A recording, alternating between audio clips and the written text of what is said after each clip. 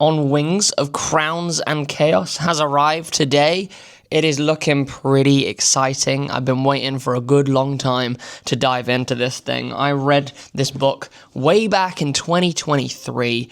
I got to know the author by taking one of her courses, and really enjoyed what she'd done. I've done an entire video on that book, so before you do watch this one, you probably should read this book, because while it is going to be spoiler-free for book 2, I don't think it's going to be spoiler-free for book 1. So if you do want to read this one, or you want to know more about it, I do actually have a video which I will link in the description for you to go and check out, so you can read this book before you decide to read book 2. But today we are talking about book 2 the whole time. It's going to be spoiler-free book 2, and I'm going to be doing a reading vlog of this. However, I am going to spice things up, and I'm extremely excited about this, okay?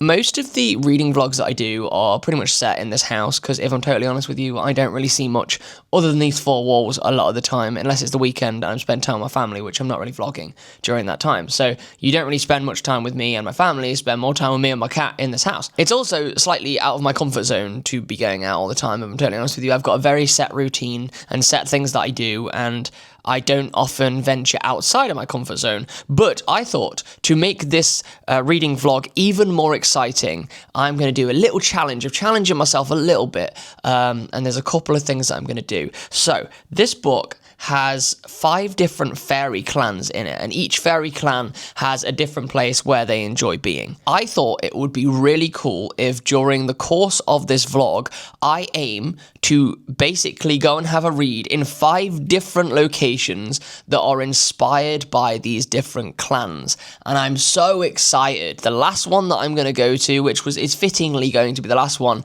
is the one that I'm most nervous for, because it's about 34 minutes away, and all the Americans watching are like, what, 34-minute drive? That's like nothing. But to me, that's quite a big drive, a big journey. Quite nervous about that. Looking forward to it.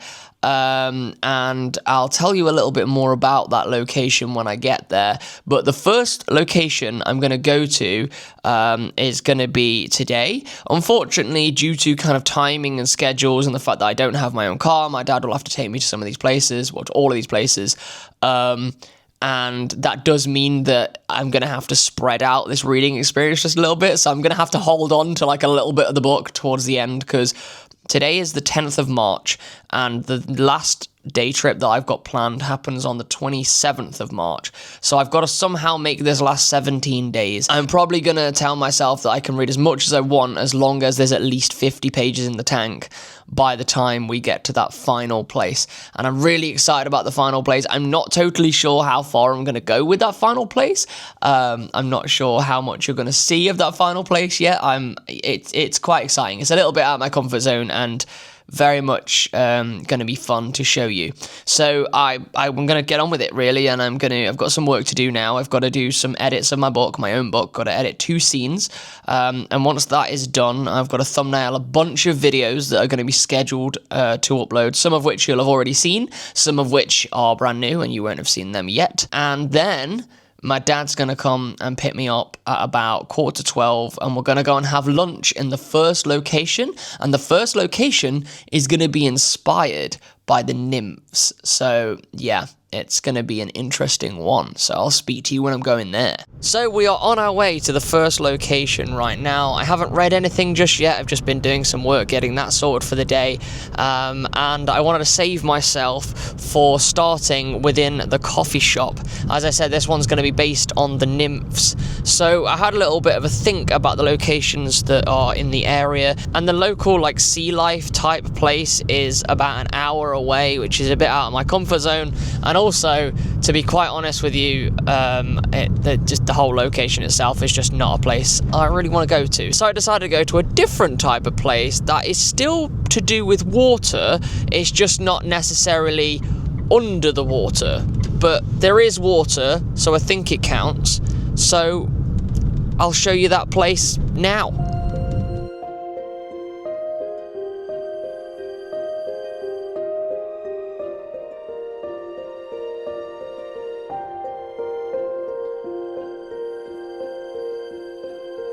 This is where I've decided to come. As you can see, there is a lot of water over there, inspired by the nymphs and Aaron. Now, Aaron isn't my favourite character in the series. I'll tell you a little bit more about who my favourite character is a little bit later on, especially when we go to the location that is where my personal fairy clan would be. But for now, I'm going to find one of these lovely coffee shops to have a nice bit of food at, and we're also going to settle down and do a little bit of reading. So, let's get moving.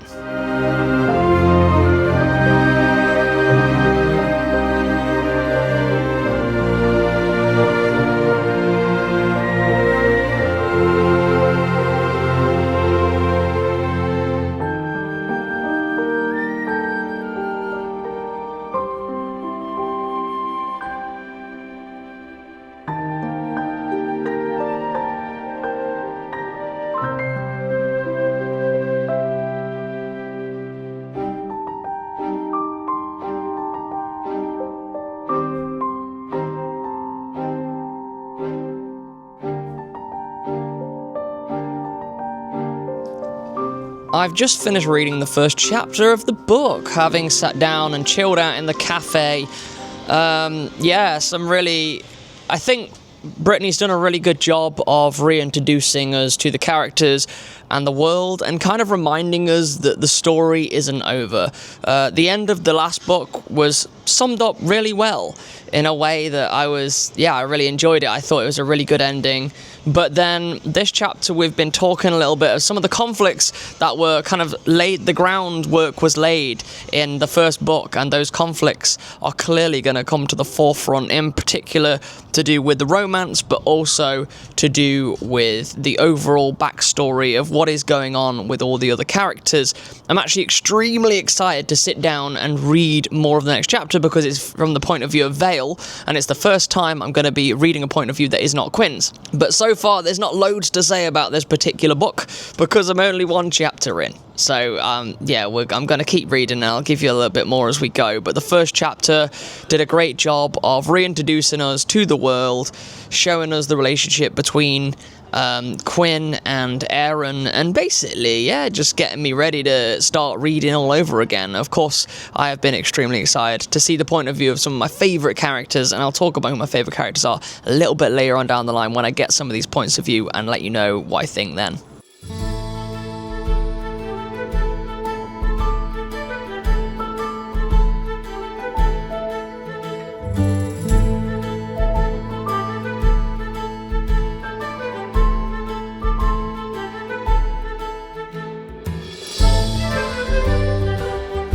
I'm 100 pages into the book, and I'm on my third day of reading, and I decided that today we're going to go on a lovely trip in honour of the Gwillians, and I was trying to figure out what would be a good location to sort of dedicate to the Gwillians, which aren't my clan, by the way. I'll tell you what my clan is when we get to that location, but no, I thought, where better place to come than this lovely castle. Look at this. We're at a castle. We're going to do a bit of reading here.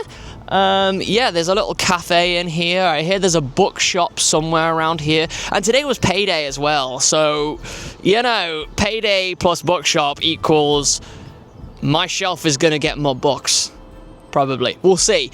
But so I'm 100 pages in. I'm really enjoying it so far. I'm not going to really give you much an update yet because I want to do a little bit more reading. I've managed to read 3 out of the 5 points of view that appear in this book. And that's because we haven't highlighted any of the others yet. And I want to try and give you an update when I'd read more of the points of view. So who knows whether I'll be able to get a few more in the coffee shop.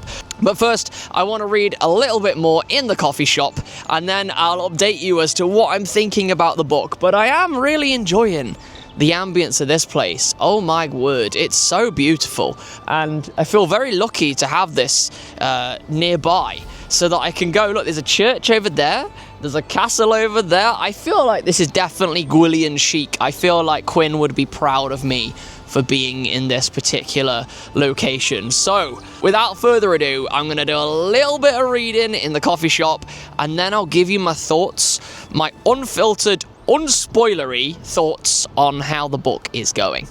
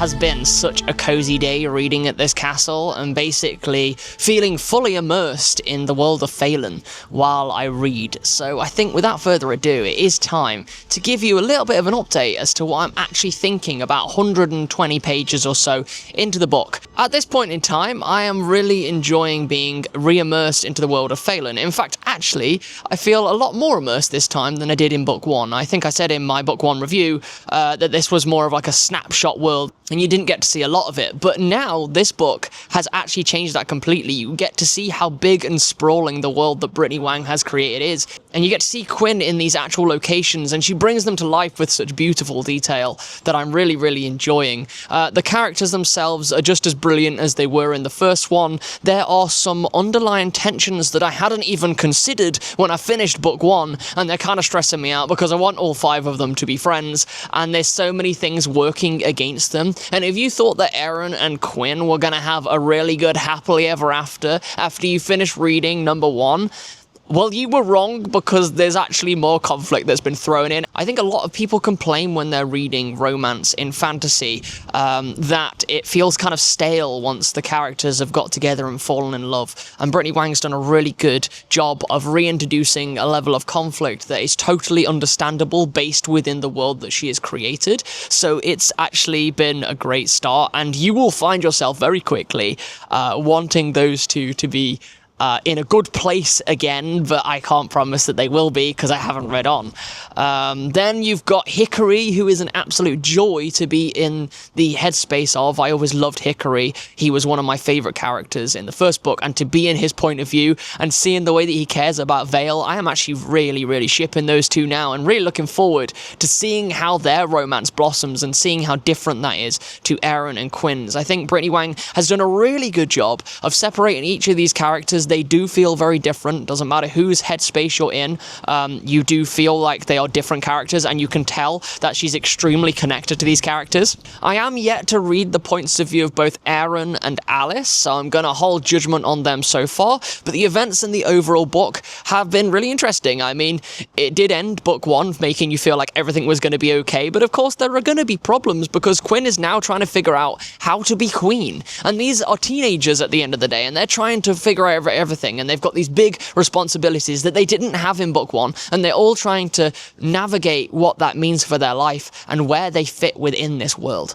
So that has been really interesting to see, and Brittany Wang has approached this in such a way that I think is respectful to that age group. And I think that just shows that there's so much more to say within this world. The plot so far has been a little bit slower paced than the first one. The first one was very much something happening every single scene, whereas this one feels like it's been kind of getting into the flow of things, and in a weird way that actually works out perfectly, because Quinn is going through that experience herself, and, you know, the monotony of everyday life is kind of happening and you're experiencing it through her mind. Although that isn't to say that there aren't some background conflicts and promises that are being set that I believe are going to be drawn about a little later on. This series was planned to be a duology, so this was actually going to be book 2, and it ended up spiraling into something a lot bigger, so big that the author has had to split it into 3 different books. So I am expecting this to almost be a big 3-part story, and I appreciate that there's going to be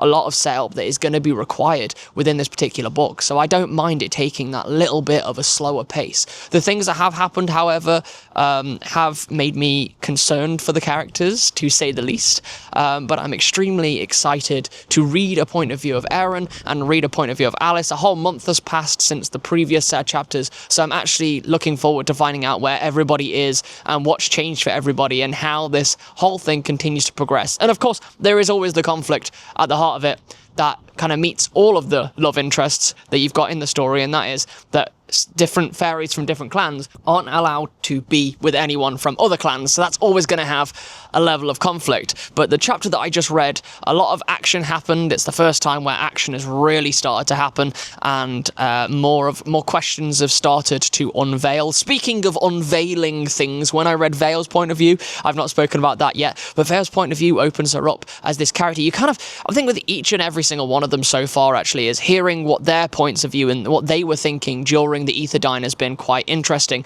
but being able to get into their head has allowed me to empathize with them even more than I did in the first book. And so I think reading this book is going to make reading book 1 even more special if I was to do a reread. So that's extremely cool. And with Veil, there's just a lot of complication that Brittany Wang tackles extremely well. There are so many different conflicts that were left behind that I hadn't even considered about book 1, such as the thing that Aaron did to Quinn at the end of book 1, and also the fact that it's Veil's mother that was the main villain in book 1. So she's kind of having to come to terms with the fact that the person that she loved as her mother is also a villain now, and someone that she can't fully trust. So seeing that come to life is completely heartbreaking. Either way, I am really, really enjoying this read of the book and can't wait to take you to the next location. I might end up doing a little bit more reading at home between now and then, but I'm very much hooked on this book, and I'm looking forward to seeing where it goes. I made a grave error today because I went off to the location that was inspired by the Celts and did a bit of reading, but unfortunately I forgot the mic, so I couldn't give you an update while I was in the location. So I'm going to show you a few visuals on the screen now of me going around the location. It was basically just my local Waterstones bookstore. I thought, you know, the Celts like reading, they like their books, they like their knowledge. And so I spent a bit of time around the books, and I also got a little mini book haul, which I'll tell you after you've seen the little montage here.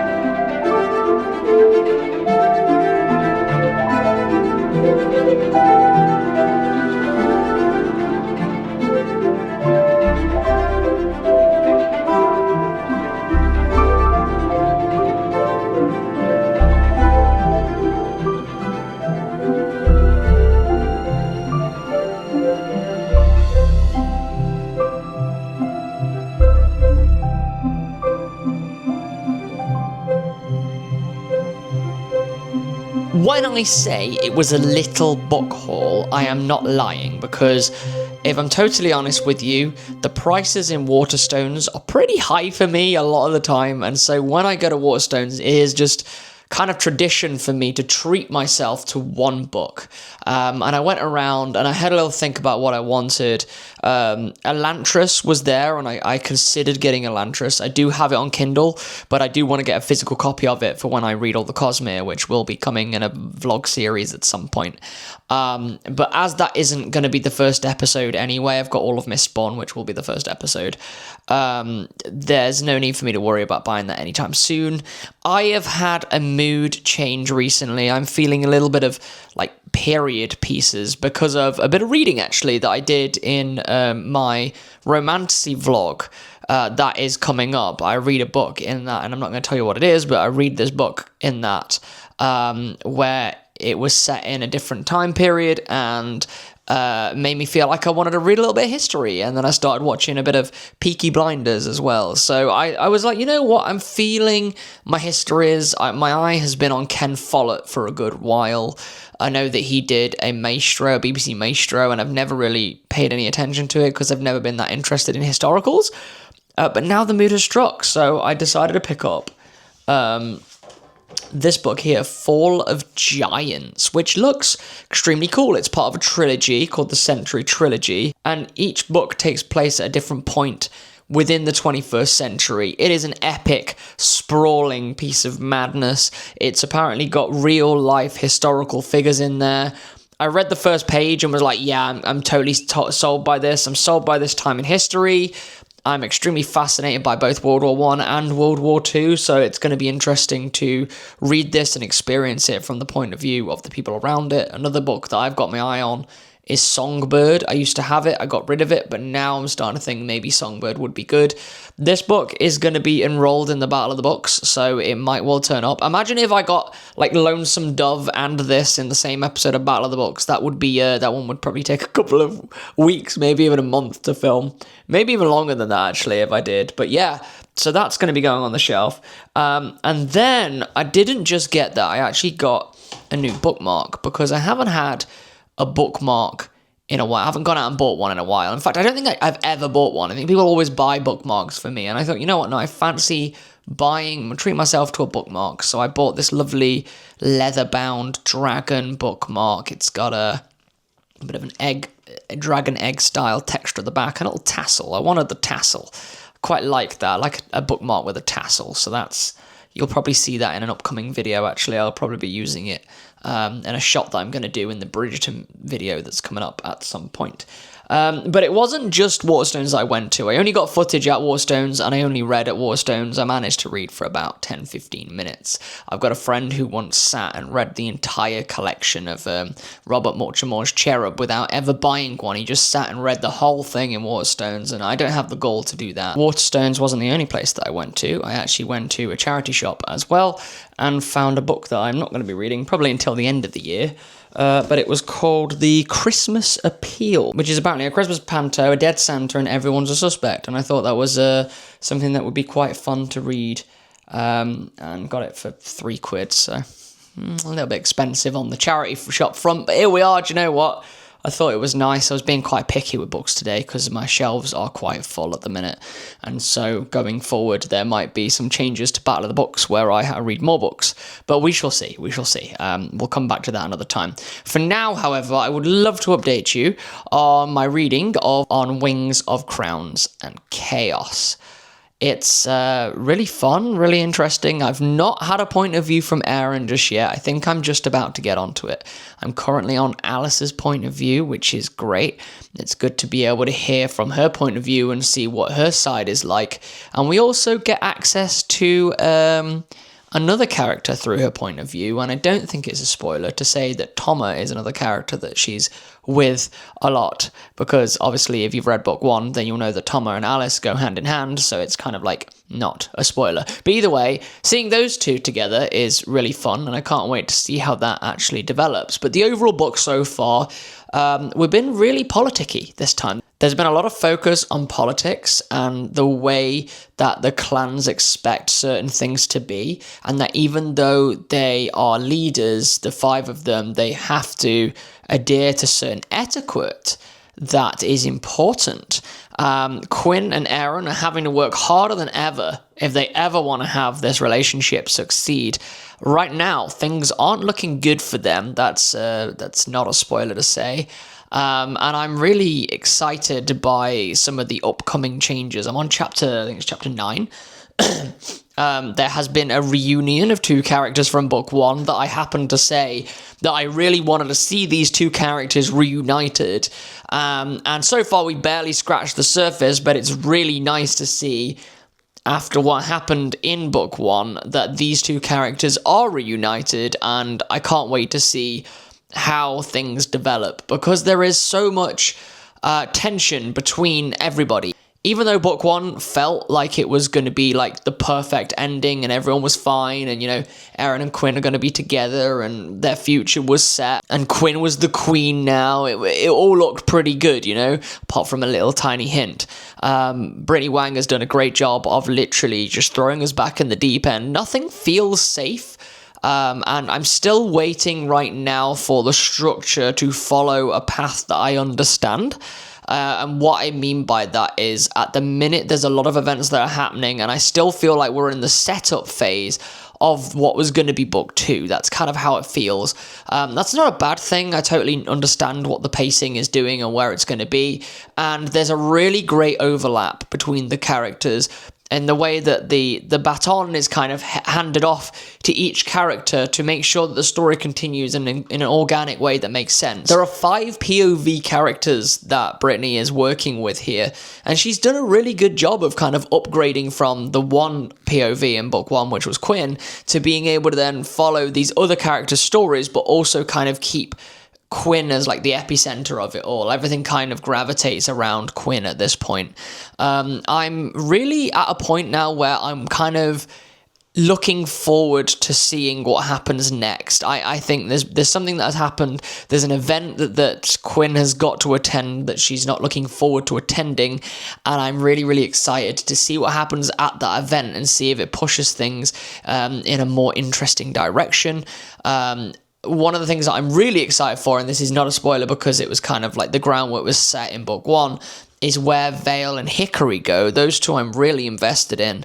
And I love all the points of view from Hickory. We've only had one point of view from Vale so far, but Hickory has been an absolute dime to read from. He's such a nice guy. I love him. I love all the stuff that we're learning about everybody's powers as well. Everybody has certain things to do with their powers that all connects. I read a very, very terrifying theory in the ARC reading chat, which scared me. I was like, no, please. And don't make that one true.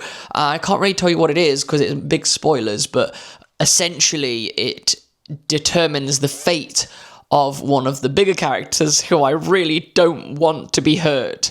I want this character to be fine, and I want to see this character again. I can't tell you much more than that, but I'm really enjoying this, and I'm enjoying my little trips out to be able to read. I think, yeah, it's an experiment for me to see what it's like to read out and about. I definitely think I read a lot more when I'm at home, but I am enjoying the kind of challenge to go and find places where I'm going to read. I only actually have 2 more left, or I'm meant to have 1 more left, but the one that I did for the nymphs, I thought it was a good place. It looked really nice. However, I found a place which would be better for the nymphs, which I'm going to go to soon. And when I do go to that location, I'll explain what it is. But I'm now going to class the first one, because there was 6 parts in book 1, right? And the first book was kind of like, just a general part, it was just a general setup part, and then the other ones was for each clan. And for that setup part, Quinn became a pirate. And I'm thinking, you know what? The canals, there's barges there. They're not necessarily, pirate ships, but they are boats on water. And so I'm classing the first place I went to as kind of a homage to that. And I've got a nymph one coming up soon. But no, the next place I am going to be reading is going to be amongst my clan, the people that I am part of, and will also reveal who my favourite character actually is. So without further ado, let's go and check that place out, shall we?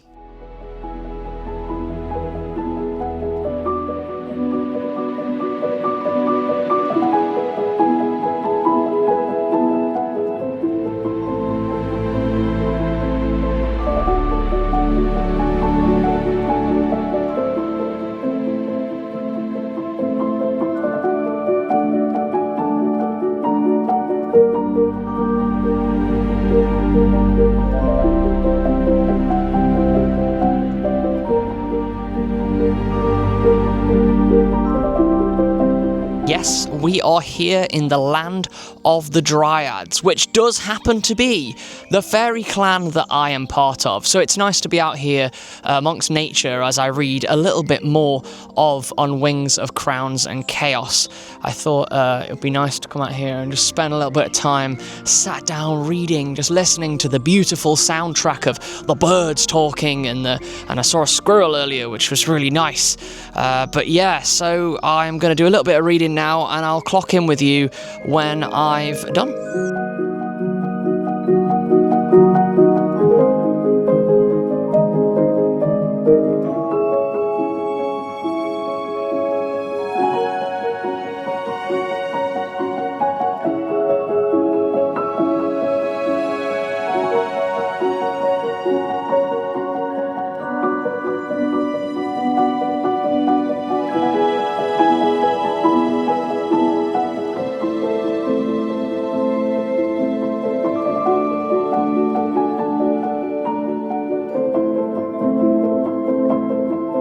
I'm 43% into this book, and I'm really anticipant as to where it's going to go. I know that most books have a massive twist at the 50% mark, so I'm wondering what is going to go on here. What I'm finding with this book so far is that the pacing is very different to the first book, and this one is taking a little bit more time to be able to build up to whatever the bigger conflict is. I'm looking forward to kind of seeing what that bigger conflict is, and I think that the author is just trying to really get us as close to all the different characters and seeing all of their different dilemmas at the same time. It's very interesting to see the interplay between Quinn and Aaron this time, especially because we actually have access to Aaron's thoughts. So sometimes characters may misread certain signals or get things wrong, and you will know about it, but they don't know about it, which is actually a massive improvement on the first book in that way, because it's interesting to hear all of their different points of view. I do have to say that at the end of book one, there was something really big that happened that promised quite a lot for this book, and 43% in, I'm not seeing a lot of progress towards that, but I am going into the mindset that this is sort of a third of what was originally going to be one book. So obviously we're going to have other things going on, and there's a different dilemma that focuses more so on the romance plot, and I think a lot of people that are really into the romance plot, particularly in book one, are going to be really enjoying the way that this book moves.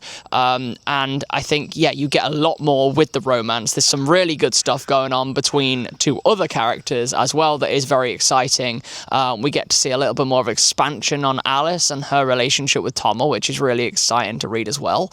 And recently there was a new thing that was added in with their councils that changes the way that they do their council meetings. And I'm not going to ruin that or explain what that is, but I thought it was a really cool mechanism. I think so far it very much feels like the author is trying to establish us within this big universe, and I think if you read book one, you might come into this one expecting the pacing to be pretty much the same, because there was one specific goal and one target that we were heading towards, whereas with this book, there's a big expansion. The whole world's opened up. It's kind of like a video game, you know, when you start off the prologue and the prologue is kind of sticking you in one place, and now we're in the big open world, and that's kind of what's happened here, is a big open world, and we're learning so many details about the world, which are very interesting. I'm just waiting for the plot at the end of book one that was promised to be able to move forward, and it's not in a way where I kind of want to step away from it. I'm just really excited for it.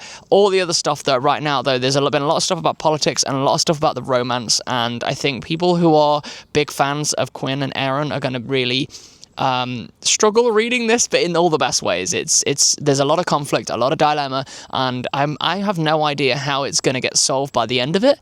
There's also some really dark concepts to do with Aaron's character that are being explored that I find very fascinating, and being able to be inside his head has been a very interesting experience. But I'm going to continue reading now, hopefully getting towards that 50% mark. I'm really looking forward to actually where, you know, this story is going to go and what direction it's going to go off in. I'm going to do a little bit more reading, and then I'll be packing up here.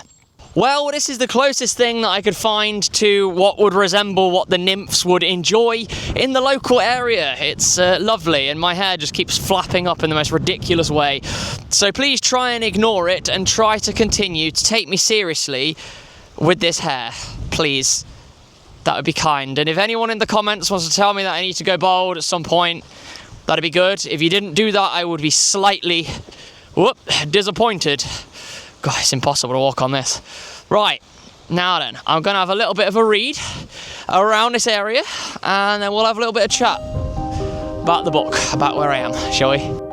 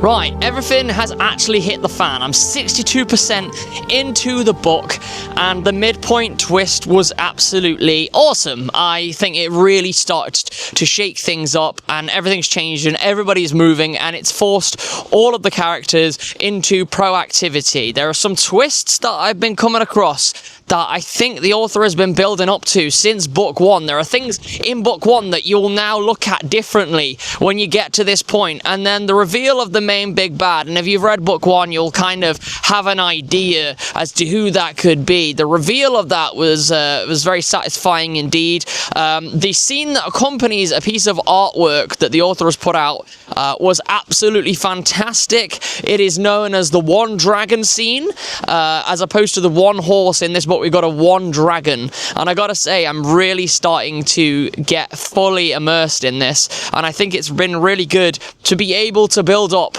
reading the book. You know, it takes its time to get to the point where lots of action is happening. You get to kind of indulge in the politics, you indulge in the romances. Now the thing is, right, this book, when I was looking online on Instagram at all the different tropes, apparently there are 3 no spice romances in this book, and I was like, who could that be? Because I know 2 of them, and I was like, who could be that last one be? And something has just happened in the book, and I'm like, really? We're going down? Is this it? Is this what it's gonna be? And I'll let you know if it is what it is. Obviously, I won't tell you exactly what it is, but if my hunch is correct, I'll tell you. I'll be like, my hunch was correct.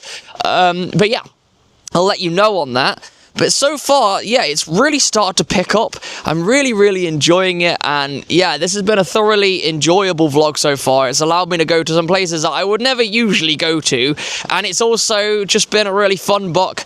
And the characters are just doing what the characters do best. And some of the twists, like there was one moment that something happened. Whenever this type of thing happens in a book, I'm always like, no, why is this happening? But it works so well, and everything, like, you know, all the order that was established at the end of book one, chaos has taken it over, and now we're gonna have to see where this goes. Where is this story going to lead us? But for now, I'm gonna keep reading, and I'll do another entry as soon as possible. It's actually extremely windy here, and I'm not even sure if I'm gonna be able to keep this footage, but we'll see.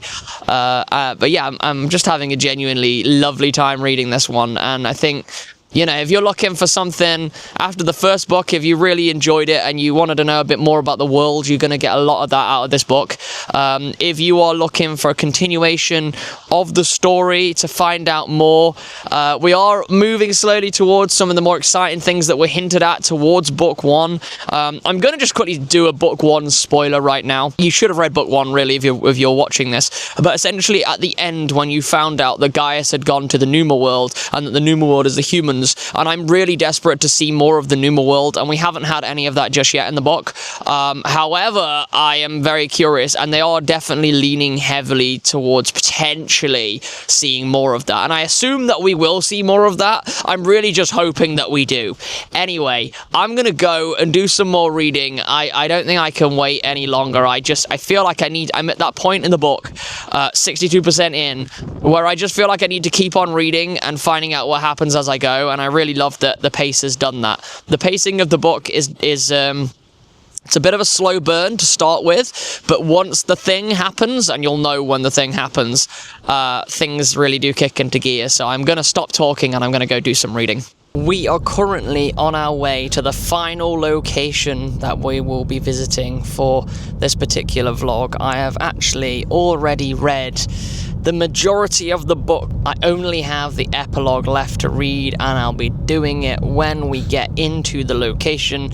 This location is the one that I think I'm the most nervous for, because it is the one that I feel least prepared for, and one that I have no idea how this is going to go. In fact, I don't even know whether I'm going to be able to read in said location, or you know, I know I'm not going to be able to give an update. I don't think I will anyway. If I can give an update, I will.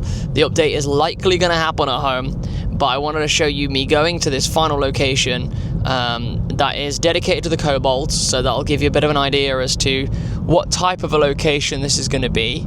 But for now, I'm going to check out the lovely scenery and speak to you when we get there.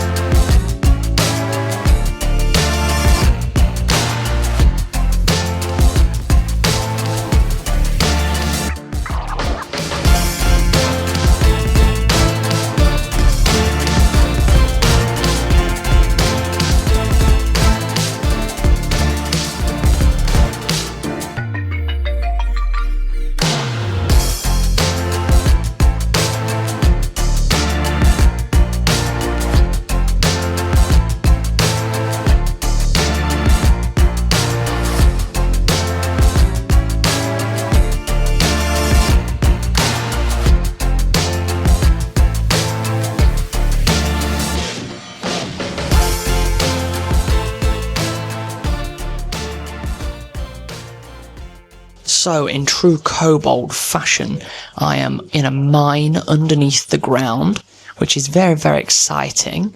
And I'm going to explain to you here, I'm going to give you an update as to what I actually think of the book so far. I say the book so far, I've pretty much finished reading it, but I want to give you my overall thoughts when I'm at home. But all I will say is that there's some really interesting, dark concepts explored within this book with some of these characters. I really like the fact that every single one of them is coming to terms with a different power, and those powers have this level of weight that they have to work through. And there's one character in particular who makes a really, really bad decision about 75% through the book, and is trying to live with that decision and figure stuff out. There are some shocking moments towards the end. I was very, very shocked to see something particular happen. I don't really want to spoil anything, but it was a really, really exciting read towards the end. And I think everything that I was excited for in book 2 is going to happen in book 3, but book 2 has done a really good job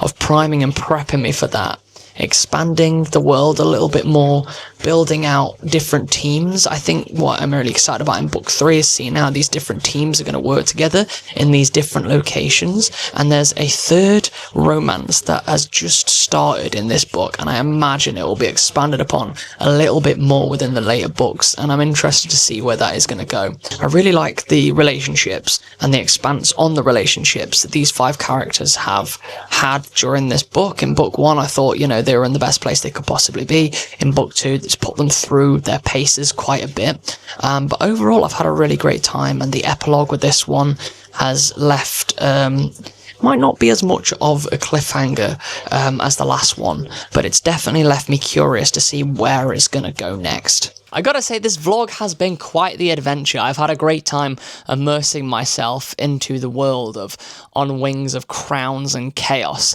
and I have officially finished reading it and wanted to leave you with my kind of overall thoughts. It's all spoiler-free, because I've got to say, while it was fun reading out and about, I wasn't getting the best updates in, and I am a bit conscious that I haven't really said enough. So I wanted to give you a bit of an overhaul as to what I think by breaking it down into the usual factors. I'm not going to do any kind of crazy effects to say all the names and stuff, but I did want to sort of talk you through what I thought of every single aspect of the book that I usually talk about, starting with plot. I thought the plot, it started off, the first 50% was very romance heavy, mixed in with a little bit of politics, and when I came in from part 1, I was expecting us to dive straight into some of the setup that was done at the end of part 1, but this book doesn't do that. It kind of takes a moment to ground you back in the story and allow you to see how the world has changed for these characters, instead of throwing them straight in the deep end and kind of pushing them all massively out of their comfort zone. Brittany Wang starts out by putting in a few more smaller conflicts that are kind of bubbling along beneath the surface for the first 50% of the book. It allowed us to kind of get used to being in the heads of the 5 protagonists, and ultimately when we hit that kind of that midpoint twist, things started to get extremely exciting, and I think it was definitely worth the wait and worth the long build up to be able to get to that specific point. And then from the 50% point, things kind of move into business as usual. Everything that you came to read this book for is packed in to that second half of the book, with some really kind of devious twists along the way and some kind of heartbreaking scenes. I'm not gonna lie, there's been some moments in this book where I felt a little bit like, oh no. I'll talk a bit more about that in a minute.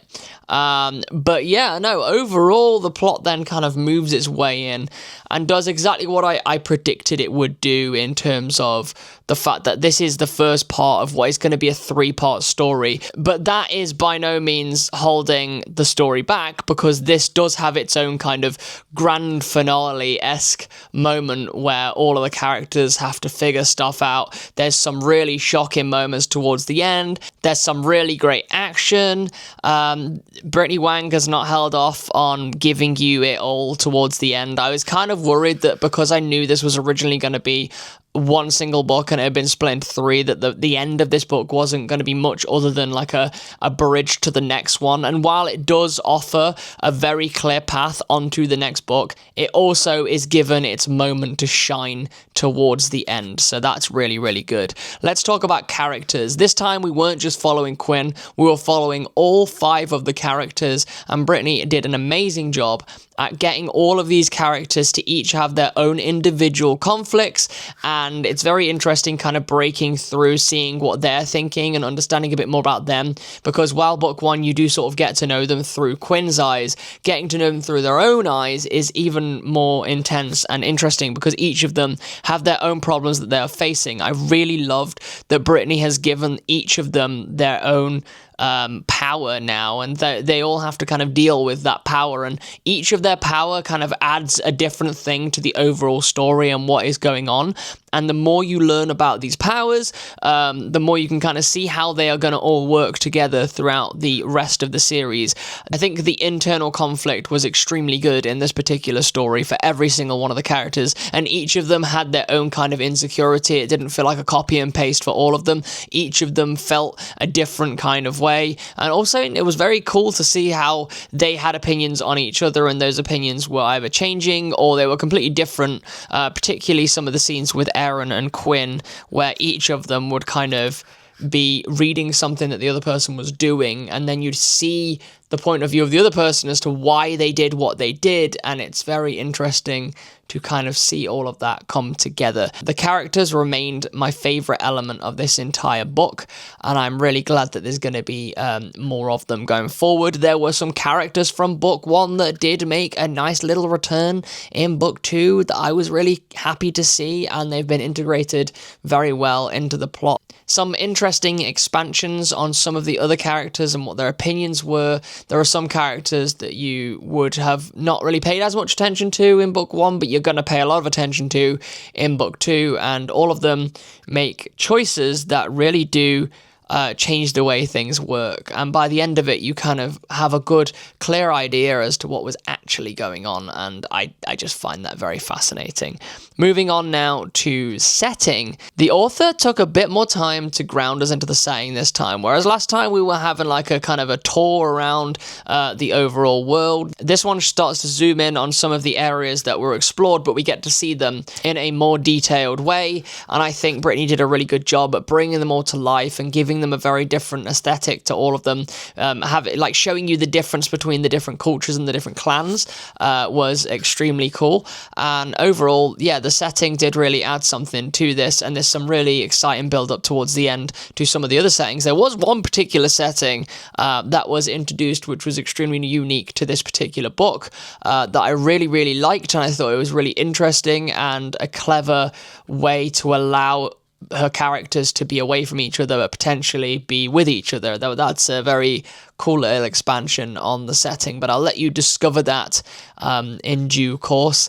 But yeah, no, the setting this time was definitely a little bit more lived in and was definitely more visual than the last outing. Next, we're going to talk about fun factor. I would say that this book in particular is less on the fun factor than the original. The first one was very much kind of a non-stop, constantly moving pace, which made it really, really digestible, and you would get to the end of one chapter and want to move on to the next one. I think this one's got a bit of a slower pace to it, and so very early on the fun isn't necessarily popping off. It's more to do with learning about the politics and a bit more about the romance, although if you do enjoy romance, you're good.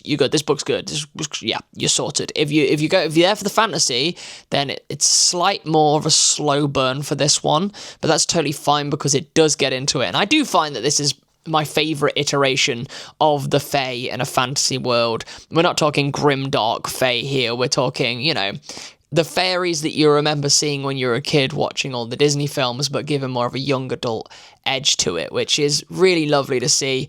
Although towards the end of the book, the fun factor does ramp up. I've already said it gets a lot better towards the end, and this one does get a lot more fun towards the end of the book, and you get to see a little bit more. I think what happens at the 50% mark really unlocks the ability to start enjoying it, because the first 50% is a bit of a tense build-up to something in particular that I don't really want to spoil for you, so I won't won't go into it too much. Next of all, the emotional resonance. Now, I did see a lot of people talking in the ARC chat that they really liked some of the stuff that Brittany had integrated here in terms of the emotional side. My own emotional reaction to this was very much wanting the characters to succeed, and I think there's something lovely and cathartic watching characters just overcome difficulty, and Brittany has put something in this that is going to be really relatable to anyone who has any intrusive thoughts in their life that they have to deal with. There is an element within this book that kind of studies that, and I really resonated with that the most, and it was very fascinating to see that brought to light in a very unique and interesting way. And I gotta say, that's where I got the most emotional resonance from. I mean, the last 25% of this book was where the main emotion was coming from,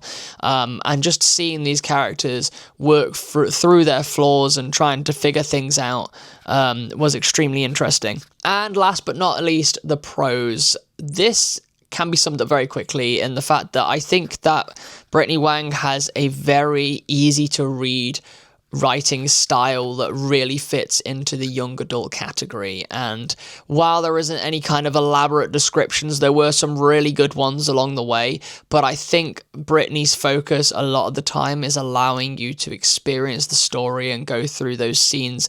We're very emotionally connected to the characters, so I would say that that is kind of what the readability is. It's actually very readable, very accessible, and if this is the second book in your first fantasy series that you're reading, then you are going to be treated extremely well. I have had the absolute best time reading this. I hope you've enjoyed coming on these little adventures with me and my dad.